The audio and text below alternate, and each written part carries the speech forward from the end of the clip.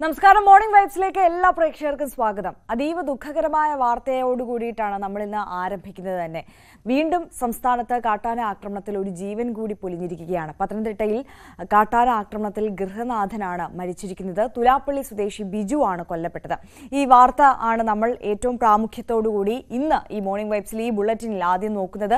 അതോടൊപ്പം തന്നെ ഒട്ടനവധി പ്രധാനപ്പെട്ട ഒരുപാട് വാർത്തകളുണ്ട്. പ്രേക്ഷകർക്ക് അറിയാം, ഇന്ന് ഏപ്രിൽ 1 ഏപ്രിൽ 1 എന്ന് പറയുമ്പോൾ ഒരു മാസത്തിന്റെ തുടക്കം എന്നതിനപ്പുറം ഒരു സാമ്പത്തിക വർഷത്തിന്റെ ആരംഭമാണ്. അതായത് കഴിഞ്ഞ ബജറ്റിൽ പ്രഖ്യാപിച്ച പല പ്രഖ്യാപനങ്ങളും ഇന്നു മുതൽ പ്രാബല്യത്തിൽ വരികയാണ്. പല വസ്തുക്കളുടെയും നികുതിയിൽ വർധനവ്, ഇളവ്, അതൊക്കെ പ്രാബല്യത്തിൽ വരുന്നതോടുകൂടി പല വസ്തുക്കളുടെയും സർവീസുകളുടെയും ഫീസിനത്തിൽ വർധനവും ഇളവും ഒക്കെ വരും. നമ്മൾ സാധാരണക്കാരെ സംബന്ധിച്ചിടത്തോളം ഏതൊക്കെ വസ്തുക്കൾക്കാണ് അല്ലെങ്കിൽ ഏതൊക്കെ സർവീസുകൾക്കാണ് ഇത്തരത്തിൽ വില കൂടുക കുറയുക എന്നതൊക്കെ ഏറെ പ്രാധാന്യത്തോടെ നമ്മൾ അറിഞ്ഞിരിക്കേണ്ടതാണ്. അപ്പോൾ ആ വാർത്തയുടെ വിശദാംശങ്ങളിലേക്ക് നമ്മൾ വരും. അതോടൊപ്പം നമുക്കറിയാം, രാജ്യം തെരഞ്ഞെടുപ്പ് ആവേശത്തിലാണ്, ചൂടിലാണ്. അപ്പോൾ അതുമായി ബന്ധപ്പെട്ടിട്ടുള്ള വാർത്തകളുണ്ട്. കേരളത്തിൽ തെരഞ്ഞെടുപ്പ് ആവേശം, പ്രചാരണം വളരെ ശക്തമായി മുന്നോട്ട് പോകുമ്പോൾ കൂടുതൽ സ്ഥാനാർത്ഥികൾ ഇന്ന് പത്രിക സമർപ്പിക്കാനുള്ള സാഹചര്യം കൂടിയുണ്ട്. സമർപ്പിക്കും. അതിന്റെ വിശദാംശങ്ങളിലേക്ക് കടക്കേണ്ടതുണ്ട്. അതോടൊപ്പം മണ്ഡല പര്യടനത്തിന്റെ ഭാഗമായി മുഖ്യമന്ത്രി ഇന്ന് മലപ്പുറത്താണ് ഉള്ളത്.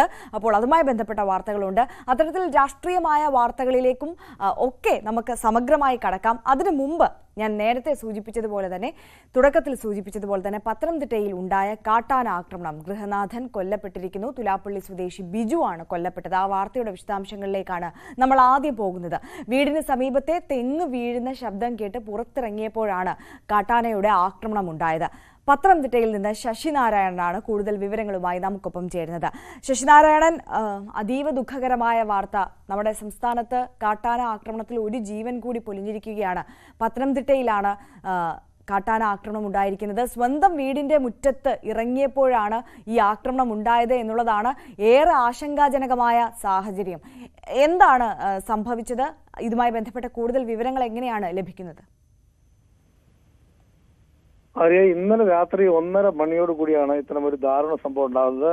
ആ കാട്ടാന വീട്ടുമുറ്റത്ത് എത്തുമ്പോൾ അതിനെ തുരത്താൻ ശ്രമിക്കുന്നതിനിടയിലാണ് തുലാപ്പള്ളി പുളിയംകുന്ന് മലയിൽ കുടിലിൽ ബിജു കൊല്ലപ്പെടുന്നത്. കാട്ടാനയെ തുരത്ത സമയത്ത് കാട്ടാനയുടെ ആക്രമണത്തിൽ ബിജു സംഭവ സ്ഥലത്ത് തന്നെ മരിക്കുകയായിരുന്നു. എന്തായാലും വീടിന് സമീപമുള്ള തെങ്ങ് മറിക്കുന്നത് കണ്ട് കാട്ടാനയെ ഓടിക്കാൻ ശ്രമിക്കുന്നതിനിടയിലാണ് ആനയുടെ ആക്രമണത്തിൽ ബിജു കൊല്ലപ്പെട്ടത്.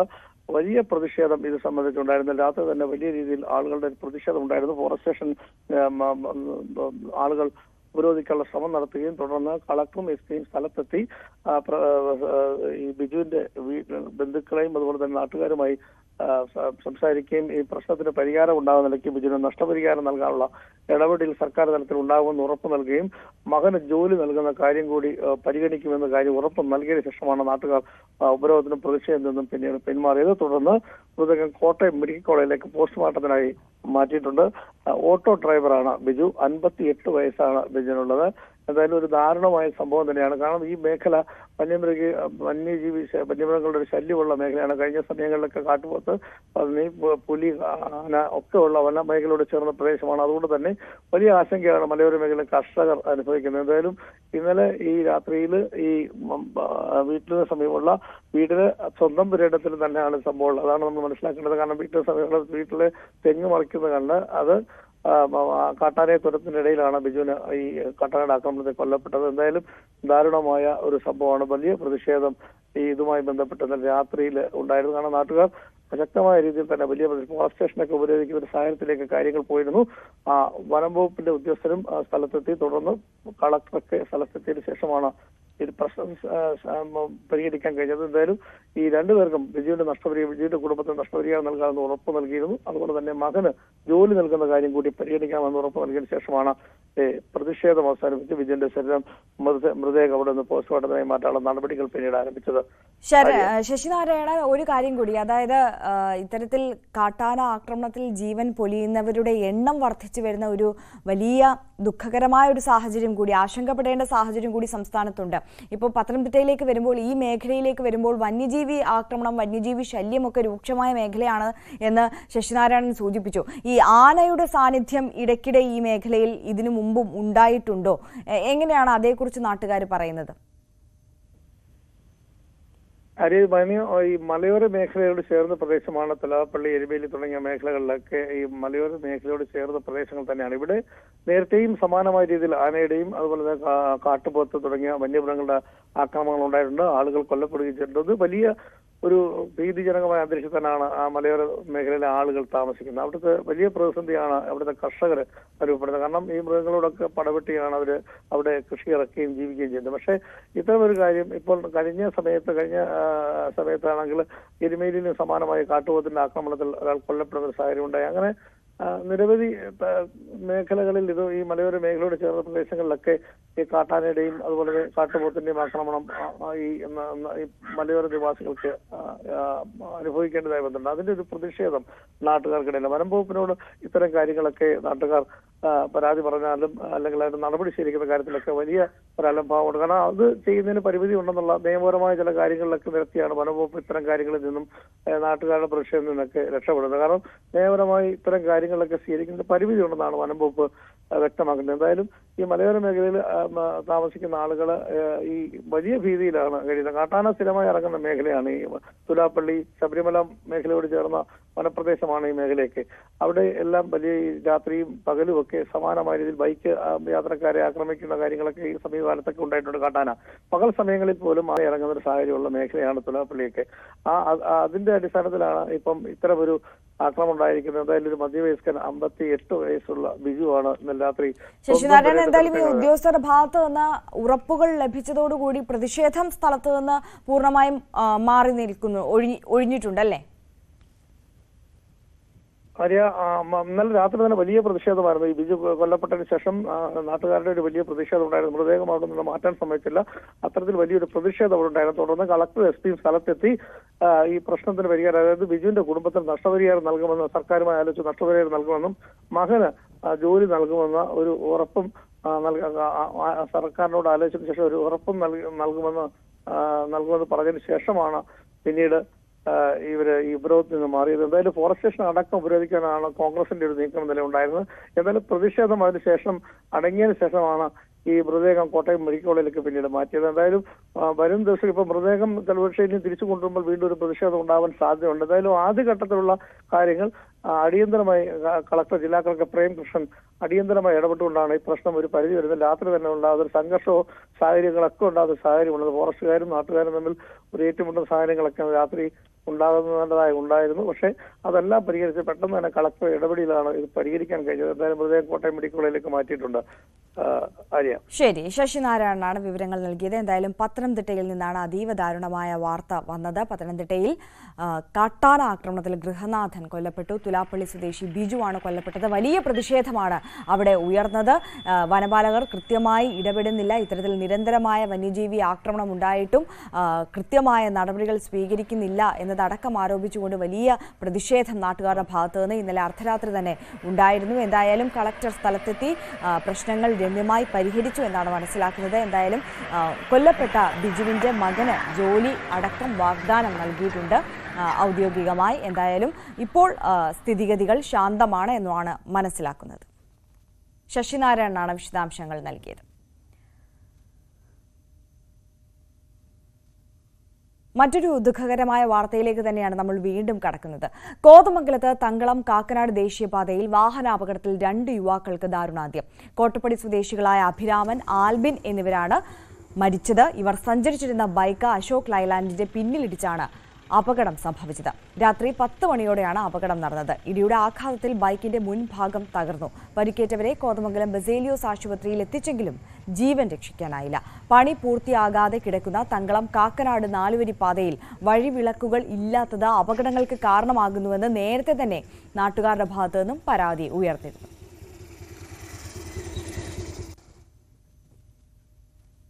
ഇനി നമ്മൾ ദേശീയതലത്തിൽ വാർത്തയിലേക്ക് കടക്കുകയാണെന്നുണ്ടെങ്കിൽ പാർട്ടി അക്കൗണ്ടിൽ നിന്ന് 135 കോടി രൂപ പിടിച്ചെടുത്ത ആദായ നികുതി വകുപ്പിന്റെ നടപടിക്കെതിരെ കോൺഗ്രസ് സുപ്രീം കോടതിയിൽ. കോൺഗ്രസ് നൽകിയ ഹർജി ഇന്ന് സുപ്രീം കോടതി പരിഗണിക്കുകയാണ്. ജസ്റ്റിസുമാരായ BV നാഗരത്ന, അഗസ്റ്റിൻ ജോർജ്, മഹസീഖ് എന്നിവരടങ്ങിയ ബെഞ്ചാണ് ഹർജി പരിഗണിക്കുക.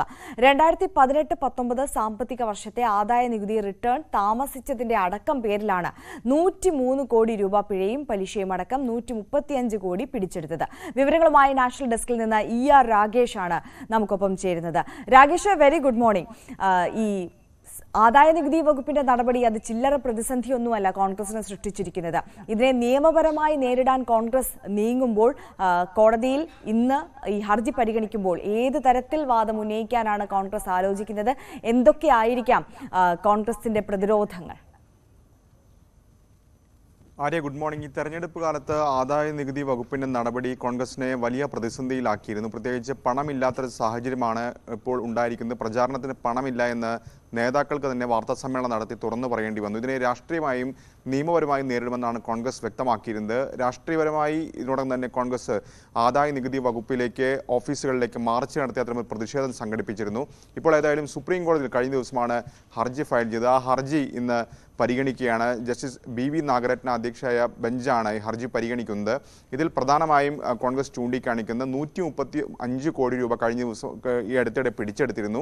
അതായത് ആദായ നികുതി റിട്ടേൺ അടയ്ക്കാൻ താമസിച്ചതിന്റെ പേരിലാണ് നടപടി ഉണ്ടായിരിക്കുന്നത്. 2018-19 സാമ്പത്തിക വർഷത്തിൽ പിഴയും പലിശയും അടക്കം 135 കോടി രൂപ പിടിച്ചെടുത്തു. അതായത് 135 കോടി രൂപ പിഴയും പലിശയും അടക്കം 135 കോടി രൂപ പിഴ ഈടാക്കി എന്നാണ് കോൺഗ്രസ് ഒരു വാദമായി ഉന്നയിക്കുന്നത്. ഇതിനൊപ്പം 2016 കോൺഗ്രസ് നൽകിയൊരു ഹർജി സുപ്രീം കോടതിയിലുണ്ട്. അന്ന് ഇതുമായി ബന്ധപ്പെട്ട് ആദായ നികുതി വകുപ്പുമായി ബന്ധപ്പെട്ട് തർക്കവുമായി ബന്ധപ്പെട്ടുകൊണ്ടാണ് ഹർജി ഉള്ളത്. അപ്പോൾ ആ ഹർജിയും ഇതിനോടകം തന്നെ സുപ്രീം കോടതിയുടെ പരിഗണനയിലുണ്ട്. ഒപ്പം ഇക്കാലയളവിൽ പല നോട്ടീസുകളും പലതവണയായി കോൺഗ്രസിന് ആദായ നികുതി വകുപ്പിന്റെ നോട്ടീസ് ലഭിച്ചിട്ടുണ്ട്.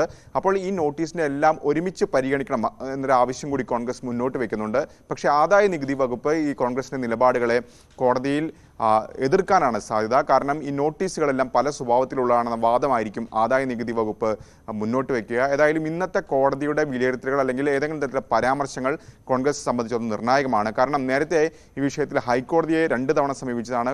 ഹൈക്കോടതിയിൽ നിന്ന് അനുകൂല നിലപാട് കോൺഗ്രസിന് ഉണ്ടായിട്ടില്ല. ഒപ്പം തന്നെ ആദായ നികുതി വകുപ്പുമായി ബന്ധപ്പെട്ട ട്രിബ്യൂണലിനെ നേരത്തെ സമീപിച്ചിരുന്നു. അവിടെ നിന്നും ഒരു സ്റ്റേ സമ്പാദിക്കാൻ കോൺഗ്രസിന് സാധിച്ചിരുന്നില്ല. അപ്പോൾ ഇന്ന് സുപ്രീം കോടതി എന്തു പറയും എന്നുള്ളത് ഈ കേസിനെ സംബന്ധിച്ചുള്ള നിർണായകമാണ്. ആര്യ, അതോടൊപ്പം തന്നെ രാഗേഷ്, ഒരു കാര്യം കൂടി, അതായത് ഈ 135 കോടി രൂപ പിടിച്ചെടുത്തതുമായി ബന്ധപ്പെട്ടിട്ടാണ് ഇപ്പോഴുള്ള നിലവിൽ ഇന്ന് പരിഗണിക്കാൻ പോകുന്ന ഹർജി സമർപ്പിക്കപ്പെട്ടിട്ടുള്ളത്. ഇതിനിടയിൽ കഴിഞ്ഞ ദിവസം ഈ 1700 പരം കോടിയുടെ പിഴ കൂടി ചുമത്തുന്ന ഒരു സാഹചര്യത്തിലേക്ക് ആദായ നികുതി വകുപ്പ് കടന്നിരുന്നല്ലോ. അതിന്റെ വിശദാംശങ്ങൾ എങ്ങനെയാണ്? ആര്യ, പല കാലങ്ങളിലായി, അതാണ് നേരത്തെ പറഞ്ഞത്, പല തവണയായി കോൺഗ്രസിന് നോട്ടീസ് ലഭിച്ചു. ഏതാണ്ട് കഴിഞ്ഞ ദിവസങ്ങളിൽ ലഭിച്ച നോട്ടീസ് 2020-2021 സാമ്പത്തിക വർഷത്തെയാണ്. ഇപ്പോൾ കോൺഗ്രസ് നൽകിയ 135 കോടി ഈടാക്കി എന്ന് പറയുന്നത് 2018-19 സാമ്പത്തിക വർഷത്തെയാണ്. അപ്പോൾ ഈ പലപ്പോഴായി ലഭിച്ച നോട്ടീസുകൾ ഇതെല്ലാം കൂടി ഒരുമിച്ച് പരിഗണിക്കണം എന്നൊരു ആവശ്യം കോൺഗ്രസിനുണ്ട്. ഏതായാലും കോൺഗ്രസ് ഇത് അംഗീകരിക്കാൻ തയ്യാറായിട്ടില്ല. കോൺഗ്രസ് നേതാക്കൾ തന്നെ പറഞ്ഞിട്ടുള്ളത് നികുതി ഭീകരതയാണ് രാജ്യത്ത് നടക്കുന്നതെന്നാണ്. കാരണം 1993 ആദായ നികുതി റിട്ടേൺ അടച്ചില്ല എന്ന് ചൂണ്ടിക്കാണിച്ചുകൊണ്ടൊരു നോട്ടീസ് ഇപ്പോഴാണ് നൽകിയിരിക്കുന്നത്. അതായത് 30 വർഷത്തിന് ശേഷം ഒരു നോട്ടീസ് നൽകുന്നു. അപ്പോൾ അതെന്തുകൊണ്ട് ഇത്ര കാലതാമസം വൈകി ഇപ്പോൾ നോട്ടീസ് നൽകുന്നതിൻ്റെ വാദം മുന്നോട്ട് വയ്ക്കുന്നുണ്ട്. അങ്ങനെയാണ് അത് രാഷ്ട്രീയപരമായ നീക്കമാണ്. ആദായ നികുതി വകുപ്പ് ഇത്തരത്തിൽ കേന്ദ്ര സർക്കാരിന് വേണ്ടി ഇടപെടുകയാണ് എന്ന വാദം കോൺഗ്രസ് ഉന്നയിക്കുന്നത്. അപ്പോൾ ഈ വിഷയങ്ങളൊക്കെ ഒരുമിച്ച് ചൂണ്ടിക്കാണിക്കാനാണ് കോൺഗ്രസിന്റെ ശ്രമം. അവിടെയാണ് ആദായ നികുതി വകുപ്പ് ഈ നിലപാടിനെ എതിർക്കാനുള്ള സാധ്യത. കാരണം ഇതെല്ലാം വ്യത്യസ്തമായ നോട്ടീസുകളാണ്. അപ്പോൾ വ്യത്യസ്തമായി പരിഗണിക്കണം, ഒന്നിച്ച് പരിഗണിക്കാൻ കഴിയില്ലെന്ന നിലപാടിലേക്ക് ആദായ നികുതി വകുപ്പ് പോകുന്നത്. ഏതായാലും കോൺഗ്രസ് ഈ വിഷയത്തിൽ ശക്തമായ നിലപാടുമായി മുന്നോട്ട് പോകാൻ തന്നെയാണ് തീരുമാനം. പക്ഷേ സുപ്രീം കോടതി കൂടി ഒരു അനുകൂല തീരുമാനം ഉണ്ടായില്ലെങ്കിൽ അത് വലിയ പ്രതിസന്ധിയിലാക്കും. പ്രത്യേകിച്ച് ഈ തെരഞ്ഞെടുപ്പ് കാലത്ത് വലിയ സാമ്പത്തിക പ്രതിസന്ധിയായിരിക്കും കോൺഗ്രസിനെ കൊണ്ടുചെന്നെത്തിക്കുക. തീർച്ചയായും. രാഗേഷ് തുടരുക. മറ്റൊരു വാർത്തയുടെ വിശദാംശങ്ങൾ കൂടി രാഗേഷിൽ നിന്ന് ചോദിച്ചറിയേണ്ടതുണ്ട്. മദ്യനയ കേസിൽ ഡൽഹി മുഖ്യമന്ത്രി അരവിന്ദ് കെജ്രിവാളിന്റെ കസ്റ്റഡി കാലാവധി ഇന്ന് അവസാനിക്കും. കെജ്രിവാളിനെ ഇന്ന് റോസ് അവന്യൂ കോടതിയിൽ ഹാജരാക്കും. രാഗേഷ് തുടരുന്നുണ്ട്. രാഗേഷ്, വലിയ പ്രതിഷേധം ഇപ്പോഴും ഉയർന്നുകൊണ്ടിരിക്കുകയാണ്. കഴിഞ്ഞ ദിവസം ഇന്ത്യ സഖ്യത്തിന്റെ മഹാറാലി വേദിയിൽ അരവിന്ദ് കെജ്രിവാളിന്റെ പത്നി സുനിത കെജ്രിവാൾ ഇത്തരത്തിൽ അദ്ദേഹത്തിന്റെ സന്ദേശം വായിക്കുകയും അടക്കം ചെയ്യുകയും ചെയ്തിരുന്നു. ഇന്നെന്തായാലും കോടതിയിലേക്ക് വീണ്ടും ഈ കസ്റ്റഡി കാലാവധി തീരുന്ന മുറയ്ക്ക് എത്തുമ്പോൾ എന്ത് പ്രതീക്ഷിക്കണം കോടതിയിൽ നിന്ന്? എങ്ങനെ പോകുന്നു പ്രതിഷേധം? രണ്ട് തവണയായാണ് ഇപ്പോൾ EDക്ക് കസ്റ്റഡി കാലാവധി അനുവദിച്ചത് ഡൽഹി മദ്യനയ കേസിൽ. കാരണം 21-ാം തീയതിയാണ് അരവിന്ദ് കെജ്രിവാളിനെ, ഡൽഹി മുഖ്യമന്ത്രി അരവിന്ദ് കെജ്രിവാളിനെ ED അറസ്റ്റ് ചെയ്യുന്നത്. അതിനുശേഷം ആദ്യം 6 ദിവസം കസ്റ്റഡിയിൽ വിട്ടു, പിന്നീട് 4 ദിവസം കസ്റ്റഡിയിൽ വിട്ടു. ഇന്നിപ്പോൾ ഏതായാലും കസ്റ്റഡി കാലാവധി അവസാനിക്കുന്ന നിലയ്ക്ക് ഉച്ചയോടുകൂടി കെജ്രിവാളിനെ റോസ് അവന്യൂ കോടതിയിൽ ഹാജരാക്കും. ഒരുപക്ഷെ ED ഇന്ന് കെജ്രിവാളിനെ വീണ്ടും കസ്റ്റഡിയിൽ ആവശ്യപ്പെടാനുള്ള സാധ്യത കുറവാണ്. അങ്ങനെയെങ്കിൽ ഒരുപക്ഷെ CBI കെജ്രിവാളിനെ കസ്റ്റഡിയിൽ വേണമെന്ന ആവശ്യം മുന്നോട്ട് വയ്ക്കും. കാരണം ഈ മദ്യനയവുമായി ബന്ധപ്പെട്ട് ആദ്യം കേസ് അന്വേഷിച്ചു തുടങ്ങിയത് CBI ആണ്. ഒപ്പം കെജ്രിവാളിനെ ആദ്യം ചോദ്യം ചെയ്യുന്നത് CBI ആണ്. പിന്നീട് ഈ കേസ് ED ഏറ്റെടുക്കുകയും ED പലതവണയായി നോട്ടീസ് നൽകുകയുമായിരുന്നു. അപ്പോൾ കെജ്രിവാളിനെ ചോദ്യം ചെയ്യേണ്ടെന്നൊരു നിലപാടിലേക്ക് CBI ഇതിനോടകം തന്നെ എത്തിയിട്ടുണ്ട്. അപ്പോൾ CBI അത്തരമൊരു അപേക്ഷ നൽകാനുള്ള സാധ്യതയുണ്ട്. കെജ്രിവാളും ഒപ്പം ജാമ്യത്തിലുള്ള അപേക്ഷ നൽകാനുള്ള സാധ്യതയുണ്ട്. പക്ഷേ അങ്ങനെ ഒരു നീക്കമുണ്ടായാൽ ED അതിനെ എതിർക്കും. കാരണം അതിന് പ്രധാനപ്പെട്ട കാരണം കെജ്രിവാൾ പ്രധാനപ്പെട്ട ഒരു നേതാവാണ്, ഡൽഹി മുഖ്യമന്ത്രിയാണ്. അപ്പോൾ പുറത്തിറങ്ങിയാൽ തെളിവ് നശിപ്പിക്കാൻ സാധ്യതയുണ്ട് എന്നായിരിക്കും മുന്നോട്ട് വയ്ക്കുക. കാരണം പ്രധാനപ്പെട്ട നേതാവ് ഡൽഹി മുഖ്യമന്ത്രി, ഈ സാഹചര്യത്തിൽ കെജ്രിവാൾ തെളിവ് നശിപ്പിക്കും എന്നൊരു വാദം ED മുന്നോട്ട് വയ്ക്കുന്നുണ്ട്. ഇതെല്ലാം കൂടി പരിഗണിക്കാം കോടതി എന്ത് നിലപാടും എടുക്കുന്നത് നിർണായകമാണ്. ഒപ്പം എൻഫോഴ്സ്മെന്റ് ഡയറക്ടറേറ്റ് മുന്നോട്ട് വയ്ക്കുന്ന ഒരു പ്രധാനപ്പെട്ട വാദം ആപ്പിളിന്റെ പാസ്വേഡുകൾ, പ്രത്യേകിച്ച് ചോദ്യം ചെയ്യലുമായി കെജ്രിവാൾ സഹകരിക്കുന്നില്ല എന്നൊരു വാദം ആദ്യം മുതൽ ED മുന്നോട്ട് വയ്ക്കുന്നുണ്ട്. അതായത് ഐഫോണിന്റെ പാസ്വേഡ് അദ്ദേഹം നൽകാൻ തയ്യാറാകുന്നില്ല എന്ന് ചൂണ്ടിക്കാണിച്ചുകൊണ്ട് നേരത്തെ ആപ്പിൾ കമ്പനിയെ ഇത് ലഭ്യമാക്കാൻ വേണ്ടി സമീപിച്ചിരുന്നു. പക്ഷേ ഒരു അനുകൂല നിലപാട് അവിടെ നിന്നും ഉണ്ടായിട്ടില്ല. ഈ വാദങ്ങളൊക്കെ ആയിരിക്കും ഇന്ന് ED മുന്നോട്ട് വയ്ക്കുക. ഒപ്പം കെജ്രിവാളിനെ സംബന്ധിച്ച് ഏറെ പ്രധാനപ്പെട്ട കാര്യമായി വരുന്ന ഒന്ന് ലഫ്റ്റനന്റ് ഗവർണറുടെ നടപടിയാണ്. ഒരുപക്ഷെ ഇന്ന് കെജ്രിവാളിനെ ജുഡീഷ്യൽ കസ്റ്റഡിയിൽ വിടാൻ തീരുമാനിച്ചു കഴിഞ്ഞാൽ സ്വാഭാവികമായും കെജ്രിവാളിന് ജയിലിൽ പോകേണ്ടി വരും, തിഹാർ ജയിലിലേക്ക് പോകേണ്ടി വരും. അങ്ങനെ വരുമ്പോൾ എന്തായിരിക്കും ലഫ്റ്റനന്റ് ഗവർണർ ഈ വിഷയത്തിൽ സ്വീകരിക്കാൻ നിലപാട് നിർണായകമാകും. കാരണം ലഫ്റ്റനന്റ് ഗവർണർ ആദ്യം മുതൽ വ്യക്തമാക്കിയിരുന്ന പ്രധാനപ്പെട്ട കാര്യം ജയിലിലിരുന്ന് ഭരിക്കാൻ കെജ്രിവാളിനെ അനുവദിക്കില്ല എന്നുള്ളതാണ്.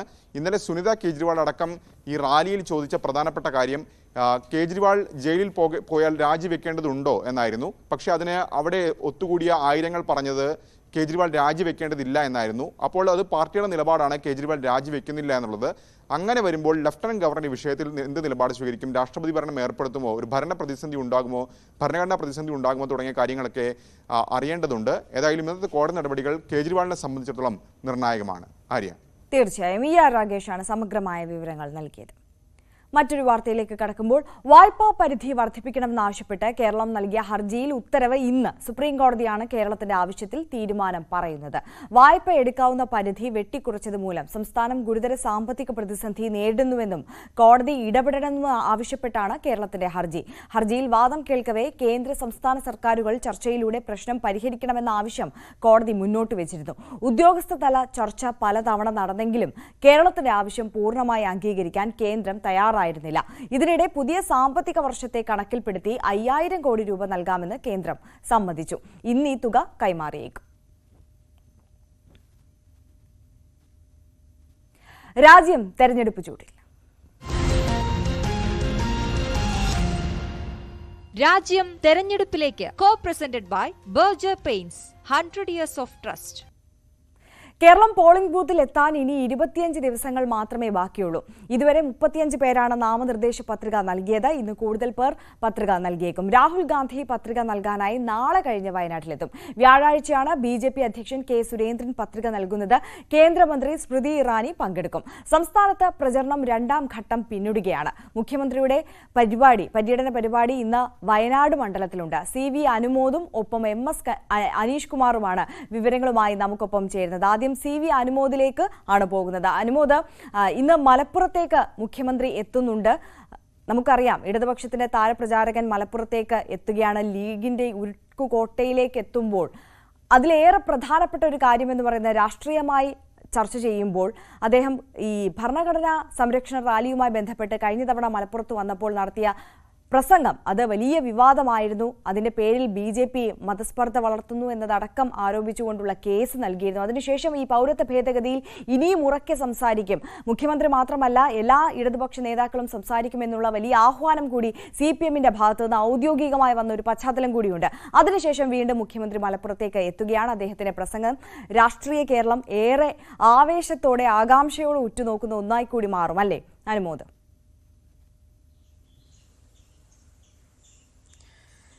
Good morning Arya. മുഖ്യമന്ത്രി ഇന്ന് മലപ്പുറം ജില്ലയിലേക്കാണ് വരുന്നതെങ്കിലും അദ്ദേഹം പ്രചരണം നടത്തുന്നത് ഔദ്യോഗികമായിട്ട് വയനാട് പാർലമെൻറ്റ് മണ്ഡലത്തിലാണ്. നിലമ്പൂരിലും വണ്ടൂരിലും. മലപ്പുറം ജില്ലയുടെ ഭാഗമായിട്ടുള്ള വയനാട് പാർലമെൻറ്റ് മണ്ഡലത്തിൻ്റെ 2 നിയോജക മണ്ഡലങ്ങളാണ് നിലമ്പൂരും വണ്ടൂരും. അദ്ദേഹം ആദ്യം നിലമ്പൂരിലാണ്, പിന്നീട് വണ്ടൂരിൽ. വൈകുന്നേരം 4:30ക്കും 5:30ക്കുമാണ് ഈ പരിപാടികൾ നിശ്ചയിച്ചിരിക്കുന്നത്. നമുക്കറിയാം, ഭരണഘടനാ സംരക്ഷണ റാലിയിൽ മുഖ്യമന്ത്രി നടത്തിയ പ്രസംഗം അത് മുഖ്യമായിട്ടും കോൺഗ്രസിനെ വിമർശിച്ചുകൊണ്ടും അതുപോലെ BJPയെ നിശ്ചിതമായിട്ട് വിമർശിച്ചുകൊണ്ടുമുള്ളതായിരുന്നു. ന്യൂനപക്ഷങ്ങൾക്ക് എതിരെ വലിയ തോതിലുള്ള അതിക്രമങ്ങൾ ഉണ്ടാകുന്നു, നിയമനിർമ്മാണങ്ങൾ ഉണ്ടാകുന്നു. ഇതിനെതിരെ പ്രതിഷേധിക്കുന്നത് ഇടതുപക്ഷം മാത്രമാണെന്നാണ് അദ്ദേഹത്തിൻ്റെ പ്രസംഗത്തിലുടനീളം അദ്ദേഹം സൂചിപ്പിച്ചിരുന്നത്. ഒപ്പം തന്നെ RSSനെതിരെ കൂടുതൽ കടുപ്പിച്ചുകൊണ്ടുള്ള ഒരു നിശ്ചിതമായ ഭാഷയിലുള്ള വിമർശനമാണ് അദ്ദേഹത്തിൻ്റെ ഭാഗത്തുനിന്നുണ്ടായത്. അതിനെതിരെയാണ് BJPയുടെ ഭാഗത്തു നിന്നും വലിയ വിമർശനവും പരാതിയൊക്കെ ഉയർന്നതും. ഇന്നിപ്പോൾ അദ്ദേഹം ഒരാഴ്ചയ്ക്ക് ശേഷം വീണ്ടും വരുമ്പോൾ സ്വാഭാവികമായിട്ടും ഉയരുന്നത് രാഹുൽ ഗാന്ധിയുടെ പാർലമെൻറ്റ് മണ്ഡലത്തിൽ അദ്ദേഹത്തിനെതിരെ എന്തെല്ലാം കാര്യങ്ങൾ മുഖ്യമന്ത്രി ഉന്നയിക്കുമെന്നുള്ളതാണ്. നേരത്തെ തന്നെ ഈ ഒരു വിഷയത്തിൽ, അതായത് പൗരത്വ നിയമ ഭേദഗതി വിഷയത്തിൽ രാഹുൽ ഗാന്ധി പ്രതികരിച്ചിരുന്നില്ല, അദ്ദേഹം ഇടപെട്ടിരുന്നില്ല എന്നൊരു ആക്ഷേപം നേരത്തെ തന്നെ മുഖ്യമന്ത്രി ഉന്നയിച്ചതാണ്. ഇന്നിപ്പോൾ അത് കൂടുതൽ വിശദമായിട്ട് പറയുമോ, അത് കൂടുതൽ എന്തെങ്കിലും ആരോപണങ്ങൾ അദ്ദേഹത്തിൻ്റെ ഭാഗത്ത് നിന്ന് ഉണ്ടാകുമോ എന്നുള്ളതാണ് ഏറ്റവും പ്രധാനപ്പെട്ട കാര്യം. എന്താണെങ്കിലും മലപ്പുറത്തിൻ്റെ ഭാഗമായതുകൊണ്ട് തന്നെ പൗരത്വ നിയമ ഭേദഗതിയെക്കുറിച്ച് കൂടുതൽ വിശദമായ ഭാഷയിലുള്ള വിമർശനങ്ങൾ, അതേക്കുറിച്ചുള്ള വിശദീകരണങ്ങൾ മുഖ്യമന്ത്രിയുടെ ഭാഗത്ത് നിന്ന് ഉണ്ടാകുമെന്ന് ഉറപ്പാണ്. ഒപ്പം തന്നെ കോൺഗ്രസ് എംപിമാരെ കോൺഗ്രസ് എംപിമാർക്കെതിരെ വലിയ രൂക്ഷമായ ഭാഷയിൽ തന്നെ അദ്ദേഹം പറഞ്ഞിരുന്നു. ഈ ന്യൂനപക്ഷങ്ങൾക്കെതിരെ അക്രമം അല്ലെങ്കിൽ അതിക്രമങ്ങൾ ഉണ്ടാകുമ്പോഴൊന്നും കോൺഗ്രസിൻ്റെ ഭാഗത്തുനിന്നും പ്രതികരണം ഉണ്ടാകുന്നില്ല. ഒരു മൃദു ഹിന്ദുത്വ നിലപാടാണ് കോൺഗ്രസിനുള്ളത്. അത് തുടരുന്ന സാഹചര്യമാണ് നിലവിലുള്ളത്. അതായത് മുസ്ലിം ലീഗിനെ പേരെടുത്ത് പറയാതെ മുസ്ലിം ലീഗ് അടക്കമുള്ളവർക്ക് യോജിക്കുന്ന നിലപാടെടുക്കുന്നത് ഇടതുപക്ഷമാണെന്ന് പറയാതെ പറയുന്ന തരത്തിലായിരുന്നു അദ്ദേഹത്തിൻ്റെ പ്രസംഗം കഴിഞ്ഞ ആഴ്ച ഉണ്ടായത്. ഇന്നിപ്പോൾ തെരഞ്ഞെടുപ്പ് ഒരു ക്യാമ്പയിനിലേക്ക് വരുമ്പോൾ, അദ്ദേഹം തെരഞ്ഞെടുപ്പ് പ്രചരണത്തിൻ്റെ വേദിയിലേക്ക് വരുമ്പോൾ ഈ ഒരു വിഷയങ്ങൾക്ക് പുറമെ മറ്റെന്തെല്ലാം കാര്യങ്ങൾ ഉന്നയിക്കുമെന്നുള്ളതാണ് പ്രധാനപ്പെട്ട കാര്യം. അതിൽ ഏറ്റവും നിർണായകമായത് രാഹുൽ ഗാന്ധിക്കെതിരെ അദ്ദേഹം എന്തെല്ലാം പറയും. കാരണം രാഹുൽ ഗാന്ധിയുടെ പാർലമെൻറ്റ് മണ്ഡലത്തിൽ അദ്ദേഹത്തിനെതിരെ മത്സരിക്കുന്ന അനുരാജിക്ക് വേണ്ടി വോട്ട് ചോദിക്കാൻ എത്തുമ്പോൾ രാഹുൽ ഗാന്ധിക്കെതിരെ എന്തെല്ലാം നിശ്ചിത വിമർശനങ്ങൾ ഉന്നയിക്കുമെന്നുള്ളത് തന്നെ പ്രധാനപ്പെട്ട കാര്യം. രാഹുൽ ഗാന്ധിയല്ല ഇന്ത്യ സഖ്യത്തിൻ്റെ മുന്നണി നേതാവെന്ന് കഴിഞ്ഞ ദിവസം ബിനോയ് വിശ്വം അടക്കം നമ്മളോട് പറഞ്ഞിരുന്നു. അദ്ദേഹത്തെ പ്രധാനമന്ത്രിക്ക് സ്ഥാനാർത്ഥിയാക്കിയുള്ള പ്രചാരണം ദോഷം ചെയ്യുക മാത്രമേ ഉള്ളൂ എന്നാണ് ഇടതുപക്ഷത്തിൻ്റെ നിലപാടുള്ളത്. സ്വാഭാവികമായിട്ടും കോൺഗ്രസിൻ്റെ കേരളത്തിന് പുറമെ ഒരുമിച്ച് മത്സരിക്കുന്ന കോൺഗ്രസും ഇടതുപക്ഷമെല്ലാം ഒരുമിച്ച് മത്സരിക്കുന്ന സാഹചര്യം കേരളത്തിൽ അത് വ്യത്യസ്തമാണ്. അപ്പോൾ സ്വാഭാവികമായിട്ടും കോൺഗ്രസ് എംപിമാർക്കെതിരെ, പ്രത്യേകിച്ച് അതിന് മുന്നണി പോരാളിയായിട്ടുള്ള രാഹുൽ ഗാന്ധിക്കെതിരെ ഇനി എന്തെല്ലാം കൂടുതൽ വിമർശനങ്ങൾ വരും. ഒപ്പം ഭരണഘടനാ സംരക്ഷണ റാലിയിൽ ഉണ്ടായ പ്രസംഗം ആവർത്തിക്കുമോ, അതിൽ കൂടുതൽ വിമർശനങ്ങൾ അദ്ദേഹത്തിൻ്റെ ഭാഗത്ത് ഉണ്ടാകുമോ എന്നുള്ളതെല്ലാം ഇനി കണ്ടറിയേണ്ടതാണ്. മാത്രമല്ല ഇന്ന് അദ്ദേഹത്തിൻ്റെ മലപ്പുറം ജില്ലയിലേക്കുള്ള വരവ് നാളെ അദ്ദേഹം മലപ്പുറം പാർലമെൻറ്റ് മണ്ഡലത്തിൻ്റെ 3 ഇടങ്ങളിലാണ് അദ്ദേഹത്തിൻ്റെ ക്യാമ്പയിൻ ഉള്ളത്. പെരിന്തൽമണ്ണയിലും മഞ്ചേരിയിലും കൊണ്ടോട്ടിയിലും. അപ്പോൾ ഈ ദിവസങ്ങളിൽ ഇനി മുഖ്യമന്ത്രിയുടെ വാക്കുകൾക്കായിട്ട് മലപ്പുറം കാതോർക്കുകയാണ്. ഒപ്പം തന്നെ ഇതിനോടുള്ള പ്രതികരണങ്ങളും എന്താകുമെന്നാണ് കണ്ടറിയേണ്ടത്. മുസ്ലിം ലീഗ് ഈ മുഖ്യമന്ത്രി ഉന്നയിക്കുന്ന വാദങ്ങളോട് ഏത് തരത്തിൽ പ്രതികരിക്കുമെന്നുള്ളതും കാത്തിരുന്ന് കാണേണ്ട കാര്യമാണ്. തീർച്ചയായും CV അനുമോദാണ് വിവരങ്ങൾ നൽകിയത്. ഒപ്പം MS അനീഷ് കുമാർ കൂടി നമുക്കൊപ്പം ചേരുകയാണ്.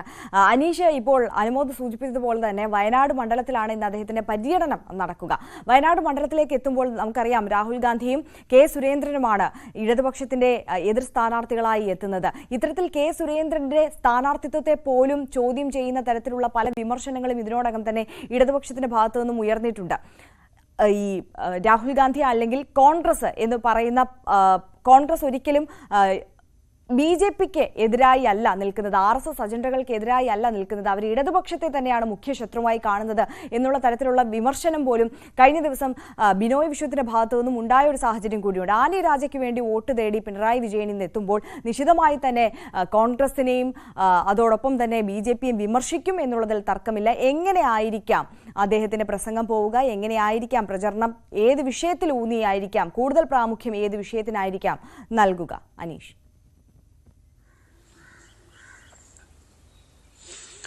ആര്യ വയനാട് മണ്ഡലത്തിലെ പ്രചാരണത്തിനായി അദ്ദേഹം മലപ്പുറം ജില്ലയിൽ എത്തുന്നുവെങ്കിലും രാവിലെ 9:30 കോഴിക്കോട് CPM ജില്ലാ കമ്മിറ്റി ഓഫീസിൽ അദ്ദേഹം വാർത്താസമ്മേളനം വിളിച്ചു ചേർത്തിട്ടുണ്ട്. എന്തായാലും ആ വാർത്താസമ്മേളനത്തിൽ രൂക്ഷമായ വിമർശനങ്ങൾ തന്നെ കോൺഗ്രസിനും BJPക്കും എതിരെ ഉണ്ടാവുമെന്ന കാര്യം ഉറപ്പാണ്. കാരണം ഇതിൽ ഏറ്റവും പ്രധാനം കഴിഞ്ഞ തെരഞ്ഞെടുപ്പിൽ ദയനീയമായ പരാജയമാണ് ഇടതുമുന്നണിക്ക് കേരളത്തിൽ ഉണ്ടായത്. 19 സീറ്റുകളും നഷ്ടപ്പെടുന്ന അവസ്ഥയിൽ ആലപ്പുഴയിൽ AM ആരിഫ് മാത്രം ജയിച്ചു കയറുന്ന ഒരവസ്ഥയിലേക്ക് കാര്യങ്ങൾ നീങ്ങിയിരുന്നു. ഇതിന് കാരണക്കാരനായി മാറിയത് രാഹുൽ ഗാന്ധിയുടെ കേരളത്തിലെ വരവാണ് എന്ന് കൃത്യമായി തന്നെ CPM തിരിച്ചറിഞ്ഞിരുന്നു. കാരണം പ്രധാനമന്ത്രി സ്ഥാനാർത്ഥിയായി മത്സരിക്കുന്ന ആളാണ് വയനാട് സ്ഥാനാർത്ഥിയായി എത്തിയത്. ഒപ്പം കേരളത്തിൽ നിന്നും ജയിക്കുന്ന പല കോൺഗ്രസ് MPമാർക്കും കേന്ദ്രത്തിൽ വലിയ പദവികൾ ലഭിക്കാൻ പോകുന്നു എന്നൊരു പ്രതീതിയും ഉണ്ടായി. എന്തായാലും കഴിഞ്ഞ തെരഞ്ഞെടുപ്പിനെ ഏറ്റവും ദോഷകരമായി CPMനെ സംബന്ധിച്ചിടത്തോളം ബാധിച്ചത് ഇത്തരമൊരു പ്രചാരണമാണ്. ഒപ്പം രാഹുൽ ഗാന്ധിയുടെ കേരളത്തിലേക്കുള്ള വരവുമാണ്. എന്നാൽ നിലവിൽ ഈ രാഹുൽ ഗാന്ധി കഴിഞ്ഞ തവണ കേരളത്തിൽ മത്സരിച്ച പോലുള്ളൊരു സാഹചര്യം ഇല്ല എന്ന് തന്നെയാണ് CPM വിലയിരുത്തുന്നത്. കാരണം രാഹുൽ ഗാന്ധിക്ക് മാത്രമായി അല്ലെങ്കിൽ കോൺഗ്രസിന് മാത്രമായി ഒരു സർക്കാർ ഉണ്ടാക്കാൻ കഴിയില്ല എന്ന നിലയിലേക്ക് കാര്യങ്ങൾ എത്തിയിരിക്കുന്നു. കോൺഗ്രസിനോളം ശക്തിയുള്ള ഘടകകക്ഷികൾ ഇപ്പോൾ ഇന്ത്യ മുന്നണിയിൽ ഉള്ള ഒരു സാഹചര്യമാണ്. ഒപ്പം ഇന്ത്യ മുന്നണിയിൽ തന്നെ മത്സരിക്കുന്ന ഒരു ഘടകകക്ഷിക്കെതിരെയാണ് വയനാട്ടിൽ CPIക്കെതിരെ മത്സരിക്കാൻ എത്തുകയും ചെയ്യുന്നത്. അതായത് യഥാർത്ഥ പോരാട്ടം രാഹുൽ ഗാന്ധി നടത്തേണ്ടത് BJPയിലാണ്. ഒപ്പം മത്സരിക്കേണ്ടത് ഒരുപക്ഷെ ഹിന്ദി ഹൃദയഭൂമിയിലായിരുന്നു. കാരണം ഹിന്ദി ബെൽറ്റുകളിൽ എവിടെയെങ്കിലും മത്സരിച്ചാൽ UPയിൽ അടക്കമുള്ള സ്ഥലങ്ങളിൽ മത്സരിച്ചാൽ അത് രാജ്യത്തിന് നൽകുന്ന ഒരു സന്ദേശം വളരെ വ്യക്തമായിരുന്നു എന്നാണ് CPM പറയുന്നത്. അതുകൊണ്ട് കേരളത്തിൻ്റെ ഒരറ്റത്തേക്ക് ഒതുങ്ങിക്കൂടുന്ന ദേശീയ നേതാവ്, മറുവശത്ത് KC വേണുഗോപാലിനെ പോലുള്ള അടുത്ത നേതാവ് ആലപ്പുഴ മണ്ഡലത്തിലേക്ക് തൻ്റെ രാജ്യസഭാ സീറ്റ് ഉപേക്ഷിച്ച് പാർലമെൻറ്റിലേക്ക് കയറാൻ തയ്യാറെത്തുന്നു. അതുകൊണ്ട് ഇത്തരം കാര്യങ്ങളെല്ലാം കോൺഗ്രസിൻ്റെ പ്രധാന ശത്രു CPM ആണ് എന്ന തരത്തിലേക്ക് തന്നെ വ്യാഖ്യാനിക്കാനാവും മുഖ്യമന്ത്രി ശ്രമിക്കുക. ഒപ്പം മലബാർ മേഖലയിലെ തെരഞ്ഞെടുപ്പ്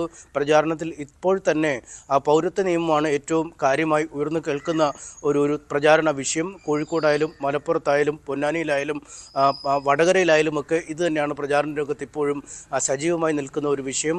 സ്ഥാനാർത്ഥികളെല്ലാം തന്നെ നൈറ്റ് മാർച്ചുകളും പ്രതിഷേധ റാലികളും ഒക്കെ നടത്തി ആ വിഷയം വളരെ സജീവമായി നിലനിർത്തുന്നതിനുള്ള ശ്രമങ്ങൾ നടത്തുന്നു. ഇവിടെയാണ് LDFിൻ്റെ കൃത്യമായ ഉന്നം. കാരണം നേരത്തെ തന്നെ മുഖ്യമന്ത്രി നടത്തിയ പ്രസംഗങ്ങളിലും അദ്ദേഹം നടത്തിയ വാർത്താ സമ്മേളനങ്ങളിലും കോൺഗ്രസിൻ്റെയോ അല്ലെങ്കിൽ UDFിൻ്റെയോ MPമാരും പാർലമെൻറ്റിൽ ഇക്കാര്യത്തിലൊരു കൃത്യമായ നിലപാട് സ്വീകരിച്ചില്ല. അവർ സാങ്കേതികമായി സംസാരിച്ചു എന്ന് വരുത്തി തീർത്ത് അവരുടെ റോളുകൾ പൂർത്തിയാക്കി മടങ്ങുകയായിരുന്നു. മറിച്ച് LDFിൻ്റെ MP ആരിഫാണ് ഇക്കാര്യത്തിൽ കൃത്യമായൊരു നിലപാട് സ്വീകരിച്ചത് എന്ന് അദ്ദേഹം വ്യക്തമാക്കിയിരുന്നു. ഇതിനെതിരെ കോൺഗ്രസ് വളരെ ശക്തമായി രംഗത്തെത്തുകയും തങ്ങൾ കൃത്യമായി ഇടപെടലുകൾ നടത്തി സഭാരേഖകളിൽ അക്കാര്യങ്ങളുണ്ട് എന്ന് ചൂണ്ടിക്കാട്ടുകയും ചെയ്തു. പ്രതിപക്ഷ നേതാവ് VD സതീശൻ പറഞ്ഞത് ഇക്കാര്യത്തിൽ ഈ പ്രസംഗങ്ങളുടെ കോപ്പികൾ തങ്ങൾ ക്ലിഫ് ഹൗസിലേക്ക് അയച്ചു കൊടുത്തിട്ട് പോലും പിണറായി വിജയൻ വീണ്ടും അസത്യ പ്രചാരണം നടത്തുകയാണ്, കേരളത്തിൽ വർഗീയ ധ്രുവീകരണത്തിനുള്ള ശ്രമങ്ങൾ തുടരുകയാണ് എന്നാണ്. എന്തായാലും അക്കാര്യത്തിലൊക്കെ അടക്കം കൃത്യമായൊരു നിലപാട് അദ്ദേഹം പറയും. ഒപ്പം ഏറ്റവും ഒടുവിൽ കാസർഗോഡ് റിയാസ് മൗലവിയുടെ മരണം പോലും ഒരു പ്രചാരണ വിഷയമായി ഉയർന്നു വരുന്നത് നമുക്ക് കാണാൻ കഴിയും. കാരണം പ്രതിപക്ഷം അക്കാര്യം നേരിട്ട് ഏറ്റെടുത്ത് കഴിഞ്ഞിരിക്കുന്നു. കൃത്യമായൊരു വിധി അവിടെ റിയാസ് മൗലവിയുടെ കുടുംബത്തിന് അനുകൂലമുണ്ടായില്ല. 7 വർഷത്തോളം തടവിൽ കഴിഞ്ഞെങ്കിലും പ്രതികളെ വെറുതെ വിടുന്ന ഒരു അവസ്ഥയിലേക്ക് കാര്യങ്ങൾ നീങ്ങി. അത് BJPയും CPMും തമ്മിലുള്ള ഒരു ഒത്തുകളിയുടെ ഭാഗമായാണ് RSS പ്രവർത്തകരായ ഈ കൊലയാളികളെ വെറുതെ വിടാൻ കാരണമെന്നാണ് കോൺഗ്രസ് ആരോപിക്കുന്നത്. അവിടെ കൃത്യമായ വീഴ്ച പോലീസിൻ്റെയും പ്രോസിക്യൂഷൻ്റെയും ഭാഗത്തുനിന്നുമുണ്ടായി. ആ വീഴ്ച BJPയെ അല്ലെങ്കിൽ RSSനെ സഹായിക്കാൻ വേണ്ടി ആണ് എന്ന ഗുരുതരമായ ആരോപണം മുന്നോട്ട് വയ്ക്കുന്നു. എന്തായാലും ഇക്കാര്യങ്ങളിലൊക്കെ കൃത്യമായൊരു മറുപടി മുഖ്യമന്ത്രിയുടെ ഭാഗത്തുനിന്നും ഉണ്ടാകുമെന്നാണ് മനസ്സിലാക്കാൻ കഴിയുന്നത്. എന്തായാലും രാഹുൽ ഗാന്ധിക്കെതിരെ വ്യക്തിപരമായി ഒറ്റതിരിഞ്ഞുള്ള ആക്രമണം ഇന്ന് മുഖ്യമന്ത്രി നടത്തുമോ എന്നാണ് കണ്ടറിയേണ്ടത്. കാരണം വയനാട് മണ്ഡലത്തിലെ പ്രചാരണത്തിനായാണ് അദ്ദേഹം എത്തുന്നത്. അതുകൊണ്ട് തന്നെ അദ്ദേഹത്തിൻ്റെ വാർത്താ സമ്മേളനത്തിലും അക്കാര്യങ്ങൾ നേടിക്കാൻ സാധ്യതയുണ്ട്. വരും ദിനങ്ങളിൽ അടുത്ത ദിവസം കോഴിക്കോട് അദ്ദേഹം പ്രചാരണത്തിനായി എത്തുന്നുണ്ട്. ഒപ്പം ഈ CPM സംസ്ഥാന സെക്രട്ടറി MV ഗോവിന്ദനും ഇന്ന് കോഴിക്കോട് മണ്ഡലത്തിലുണ്ട്. കോഴിക്കോട് മണ്ഡലത്തിലെ പ്രചാരണത്തിൽ പങ്കെടുക്കാനായി 3 ഇടങ്ങളിൽ അദ്ദേഹം തെരഞ്ഞെടുപ്പ് യോഗങ്ങളിൽ പങ്കെടുക്കും. രാവിലെ 10 മണിക്ക് ഒരിടത്തും ഉച്ചതിരിഞ്ഞ് 4-നും 6 മണിക്കും 2 പ്രചാരണം നടക്കുക. എന്തായാലും വരും ദിനങ്ങളിൽ കൂടുതൽ നേതാക്കൾ ഈ മണ്ഡലത്തിലേക്ക് എത്തുകയും പ്രചാരണ പരിപാടികളിൽ ഊർജിതമാവുകയും ചെയ്യും. മറുവശത്ത് ഈ NDA ക്യാമ്പിൽ നിന്നും കേന്ദ്രമന്ത്രി സ്മൃതി ഇറാനി പ്രചാരണത്തിനായി അടുത്ത ദിവസം തന്നെ കോഴിക്കോട് എത്തുമെന്നാണ് അറിയിക്കുന്നത്. ഒപ്പം രാഹുൽ ഗാന്ധി, പ്രിയങ്ക ഗാന്ധി, DK ശിവകുമാറിനെ പോലുള്ള മുതിർന്ന നേതാക്കളും ജില്ലയിൽ വരും ദിനങ്ങളിൽ പ്രചാരണം നടത്തുമെന്ന് അറിയിച്ചിട്ടുണ്ട്. എന്തായാലും അക്ഷരാർത്ഥത്തിൽ പൊടി പാറുന്ന പോരാട്ടമാണ് നേതൃത്വമാണ് കോഴിക്കോട് ജില്ലയിലെ 2 മണ്ഡലങ്ങളിലും പ്രത്യേകിച്ചും വടകരയിലും കോഴിക്കോട്ടുമുള്ളത്. ഒപ്പം വയനാട്ടിലും പൊന്നാനിയിലും മലപ്പുറത്തുമൊക്കെയായി വലിയ പോരാട്ടത്തിലേക്ക് നീങ്ങുമ്പോൾ അക്ഷരാർത്ഥത്തിൽ ഒരു തെരഞ്ഞെടുപ്പിൻ്റെ എല്ലാ ചൂടും ചൂരുമുള്ള ദിനങ്ങളാണ് ഇപ്പോൾ കോഴിക്കോടിനും ഒപ്പം മലപ്പുറത്തിനും വയനാടിനുമൊക്കെ ഉള്ളത്. ആര്യ, തീർച്ചയായും. MS അനീഷ് കുമാറും CV അനുമോദുമാണ് സമഗ്രമായ വിവരങ്ങൾ നൽകിയത്. വാശിയേറിയ പ്രചാരണത്തിലൂടെ പരമാവധി വോട്ടുകൾ പെട്ടിയിലാക്കാനുള്ള കഠിന പ്രയത്നത്തിലാണ് എല്ലാ രാഷ്ട്രീയ പാർട്ടികളും. ഭാഷയും ഭക്ഷണവും വിശ്വാസവും വോട്ടായി മാറുന്ന തെരഞ്ഞെടുപ്പ് കാലത്ത് ആലപ്പുഴ ഗുജറാത്തി സ്ട്രീറ്റിൽ നിന്നുള്ള ചില കൗതുക കാഴ്ചകളിലേക്കാണ് ഇനി നമ്മൾ പോകുന്നത്.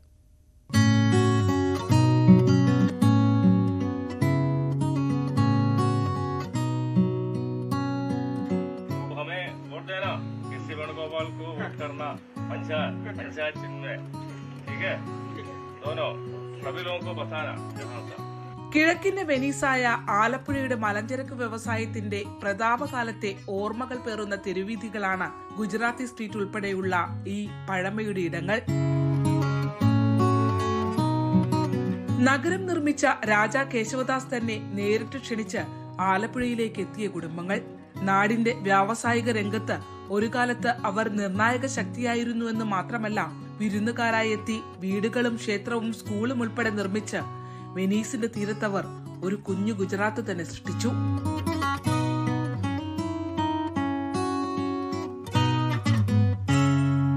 നഗരം അടക്കി വാണിരുന്ന നൂറുകണക്കിന് കുടുംബങ്ങളിൽ നിന്ന് അവശേഷിക്കുന്നവർ വിരലിലെണ്ണാവുന്നവർ മാത്രം. ജന്മം കൊണ്ട് കുടിയേറി വന്നവരാണെങ്കിലും നാടിന്റെ വളർച്ചയിൽ നിർണായക ഏട് കുറിച്ച അവർക്കും ആലപ്പുഴയുടെ തിരഞ്ഞെടുപ്പ് ചരിത്രത്തിൽ വ്യക്തമായ പങ്കുണ്ട്. ഒന്ന് വായിച്ചു തരുമോ? ആലപ്പുഴ संसदीय मध्य विस्तारण UDF उम्मीदवार KC വേണുഗോപാൽ ने पंचा चिन्ह पर मत अभी जिताव എന്നുള്ളതാണ്.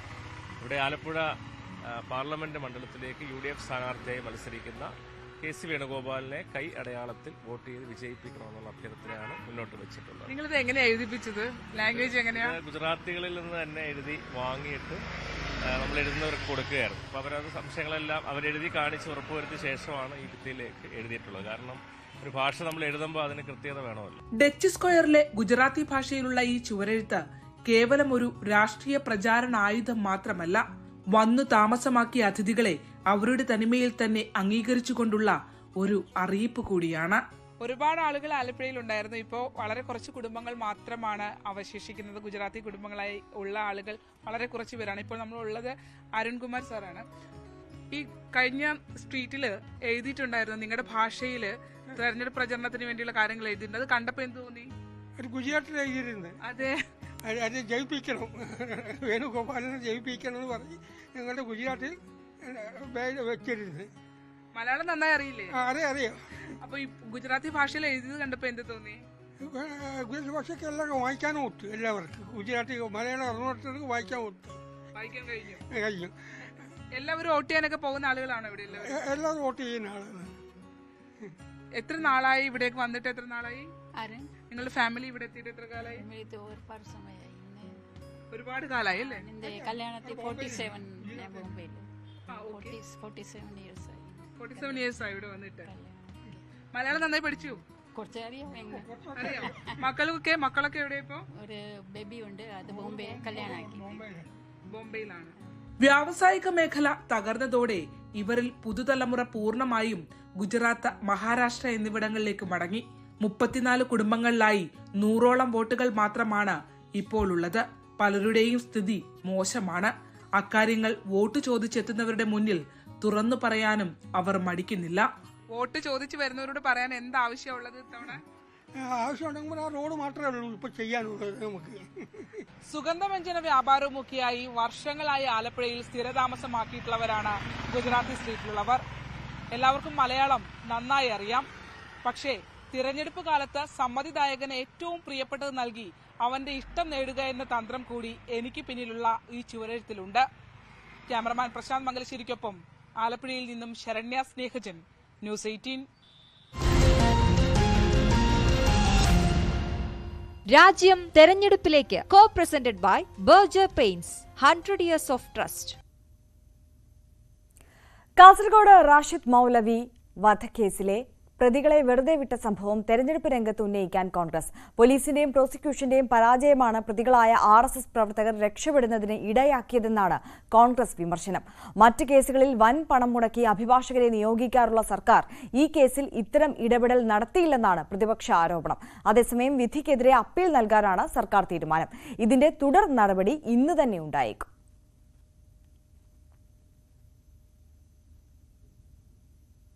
ഇനി നമ്മൾ മോർണിംഗ് വൈബ്സിൽ പോകുന്നത് അല്പം സിനിമാ വിശേഷങ്ങളിലേക്കാണ്. ആടുജീവിതം തിയേറ്ററുകളിൽ നിറഞ്ഞോടുമ്പോൾ പ്രേക്ഷക മനസ്സിൽ ഇടം നേടുകയാണ് ജിമ്മി ജീൻ ലൂയിസ് എന്ന ഹേദിക്കാരൻ. ഭാഷയുടെയും രാജ്യത്തിന്റെയും അതിർത്തികൾ മറികടന്ന് മലയാളികൾക്കിടയിലേക്ക് തന്റെ കഥാപാത്രത്തെ ഉറപ്പിക്കുകയാണ് ജിമ്മി. മലയാള സിനിമയിലെ ഈ അവസരം തന്റെ കരിയറിന് മുതൽക്കൂട്ടാണെന്ന് ജിമ്മി ന്യൂസ് 18നോട് പ്രതികരിച്ചു. ആടുജീവിതം പ്രേക്ഷക ശ്രദ്ധ നേടിയെടുക്കുമ്പോൾ അതിൽ വ്യത്യസ്തനായി നിൽക്കുന്ന ഒരു കഥാപാത്രമുണ്ട്, ഇബ്രാഹിം കാദ്രിൻ. അദ്ദേഹത്തെ അഭ്രപാളികളിൽ ജീവൻ നൽകിയ ജിമ്മി നമ്മോടൊപ്പം ചേരുകയാണ്. ഹെയ്തി സ്വദേശിയാണ് അദ്ദേഹം. ലോസ് ഏഞ്ചൽസിലാണ് ഇപ്പോൾ താമസിക്കുന്നത്. Hello, welcome. What about your character in Aadujeevitham? Ibrahim Kadri.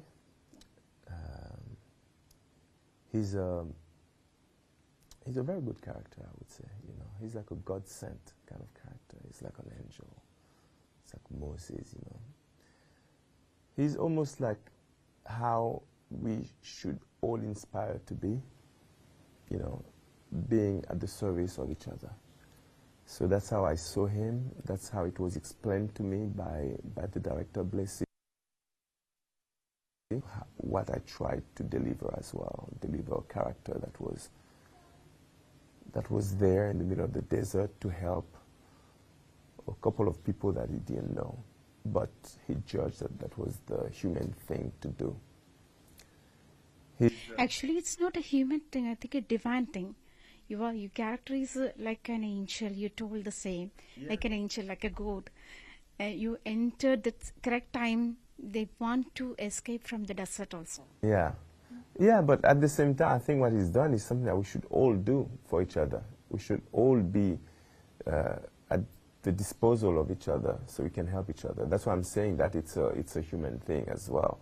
Of course, he does it so well, and that was part of the directions from the director. The director, Blessy, he says he wanted to portray Ibrahim Kadri like someone that is as close to God as possible. He needed to be pure with his intention, to be right. He's a man of faith. He's got hope. And the minute you see him, you know that he's the leader of the three.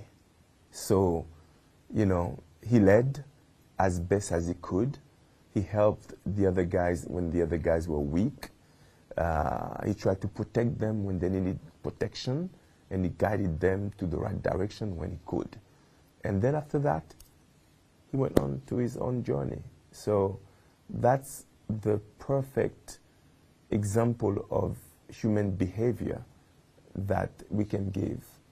And I hope people will pay attention to that, and from time to time they will pause in their daily life and say and ask themselves if they've done a little bit of Ibrahim Kadri in their journey, you know, in their life, in their day. Did they help someone? Because, you know, sometimes we might be in position we can help someone. We just have to do it. You know, it's just a normal thing to do. It should be a normal thing to do.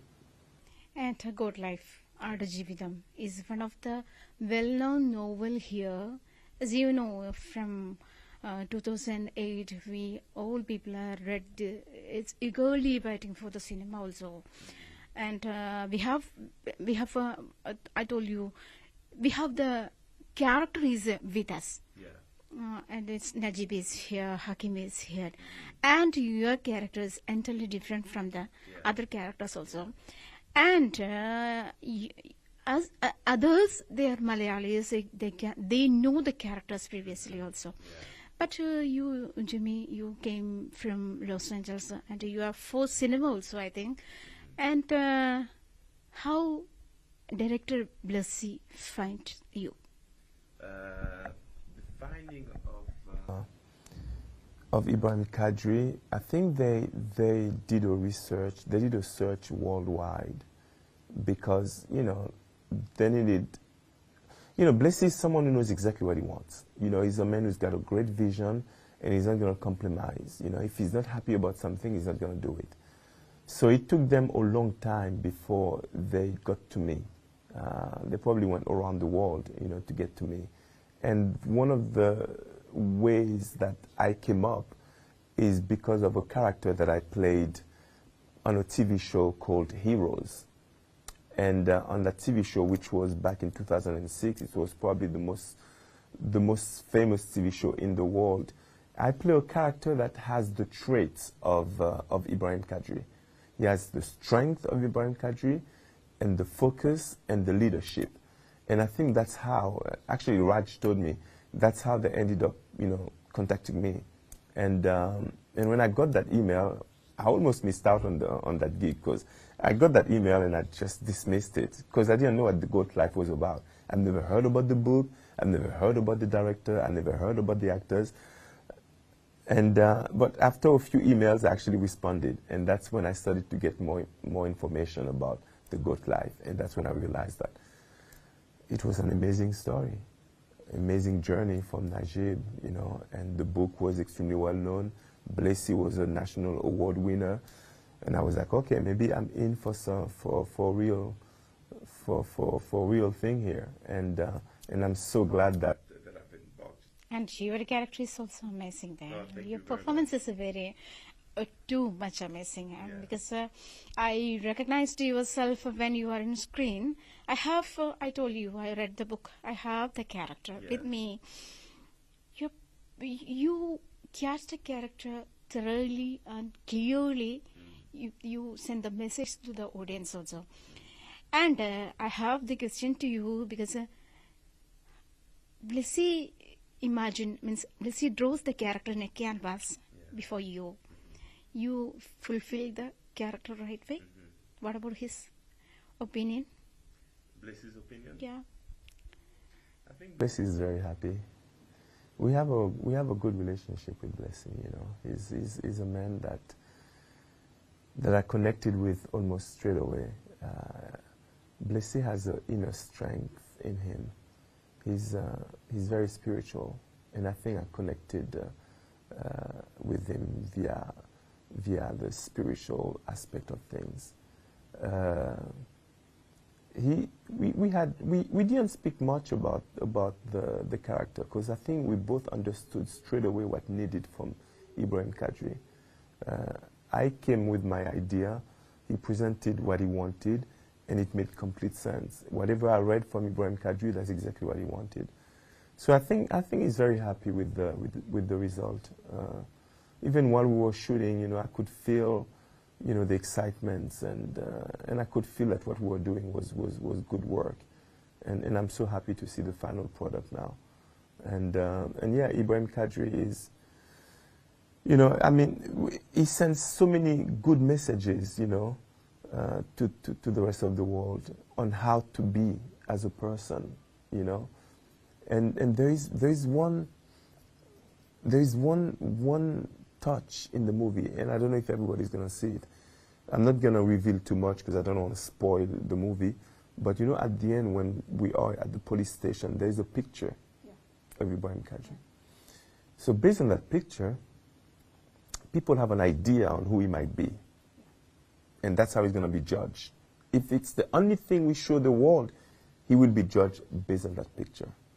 But the reality of what is given is completely different. Yes. So that, for me, is a very powerful message. If you don't know a face, if you don't know someone, don't be too quick to judge. You know what I mean? So yeah, it's full of interesting points, and I mean. And the offense of the punishable offense of different countries under law is different.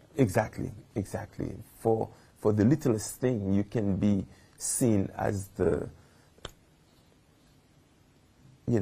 like you've committed the biggest crime, when really it's just a difference of culture. That's all it is.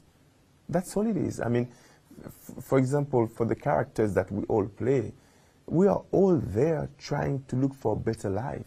We're not committing any crime. If anything, all those guys are hard workers. They all want to work. And then you're being judged based on that. And sometimes you're being judged because you don't have the right papers. I mean, anyway, the world has many issues, many problems, and I think the movie does a good job reminding ourselves of who we are as a group of people. We should care more about each other, and I think that's very important. And the movie was so well executed. It's not just the directing. It's all departments, the sound, the wardrobe, the makeup, the acting, and of course, the music.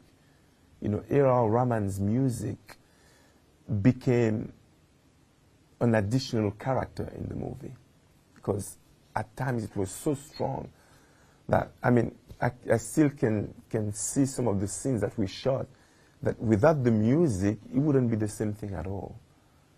I mean, I don't know if you remember the sandstorm, for example, the way that the music took control of the scene. I mean, I had goosebumps, you know, while watching that scene. Unbelievable. It was like watching an opera. Okay. Beautiful. Okay. But you told me you don't know Blissy previously and any others here, means any other Malayalam movies. But you know A.R. Rahman. Yeah. I think. Yes, Definitely he's there. Yeah. With you also. Yeah. And what about the music here? What do you think about? I mean, it is okay with the movie, or it is more highest, means it is gives the peak scenes, gives the peak sensations for the movie also. Yeah. A.R. Rahman did such a good job with the music for the movie. It gave layers to a lot of the scenes. Things that were not there, he added it with the music, you know.